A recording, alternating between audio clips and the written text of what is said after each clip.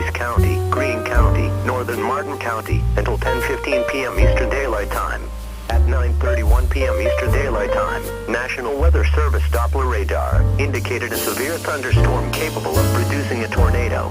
This dangerous storm was located near Linton, or 30 miles southeast of Terre Haute, and moving southeast at 35 miles per hour. In addition, at Midland, rotating wall cloud was reported by train spotters at 9:30 p.m. Eastern Daylight Time with this storm. This storm has a history of producing ping-pong-sized hail as well.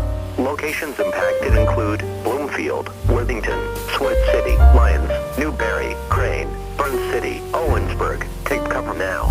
Move to an interior room on the lowest floor of a sturdy building. Avoid windows. If in a mobile home, a vehicle, or outdoors, move to the closest substantial shelter and protect yourself from flying debris.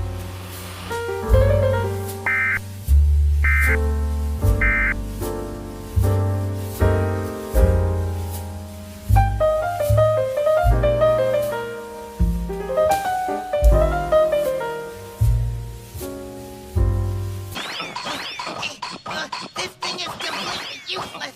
Pull from the side.